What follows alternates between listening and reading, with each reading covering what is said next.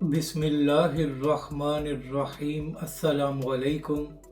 मैं हूं अली असगर और आप देख रहे हैं मेरा यूट्यूब चैनल।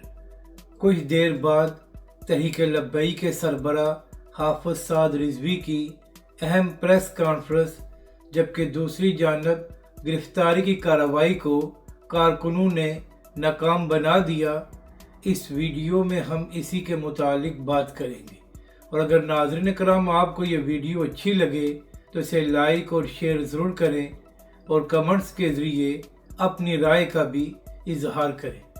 नाज़रीन कराम, तहरीक लब्बैक पाकिस्तान ने तो फ़लस्तीन के हक़ में लॉन्ग मार्च करने का ऐलान किया था, मगर तकलीफ़ पंजाब हुकूमत और वफाकी हुकूमत को हो रही है और पिछले 2 दिनों से तहरीक लब्बैक के ख़िलाफ़ क्रैकडाउन जारी है और मुख्तलिफ़ शहरों में तहरीक लब्बैक के कारकुनों और ज़िम्मेदारान को गिरफ्तार करने के लिए छापे भी मारे गए।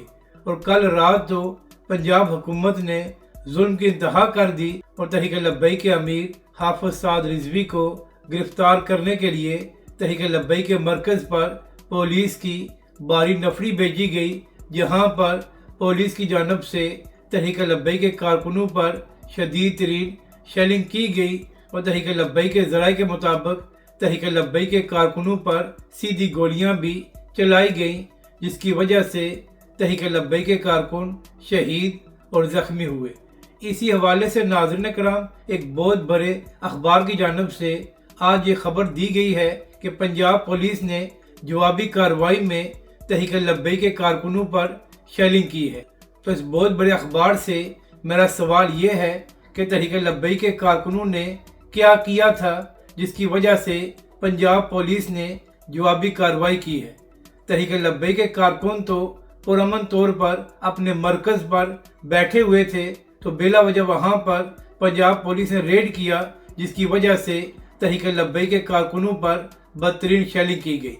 अगर आप लोग सच्ची बात नहीं कर सकते तो कम अज़ कम झूठ भी अवाम के सामने न बोला करें। तहरीक लब्बैक पाकिस्तान ने तो 10 अक्टूबर को अपने प्रोटेस्ट का आगाज़ करना था, और वो भी फैज़ाबाद से अमेरिकन एम्बेसी तक। इसमें तहरीक लब्बैक पाकिस्तान के मरकज़ का क्या ताल्लुक था कि रात गए तहरीक लब्बैक के मरकज़ पर हमला किया गया और तहरीक लब्बैक के कारकुनों को शहीद और ज़ख्मी किया गया। तो इसी हवाले से अब से थोड़ी देर पहले ये खबर सामने आई है कि आज 4:30 बजे हाफिज साद रिजवी तहरीक लब्बैक के मरकज़ से एक अहम प्रेस कॉन्फ्रेंस करने जा रहे हैं, जहां पर तहरीक लब्बैक के अमीर हुकूमती गुंडागर्दी का जवाब देंगे।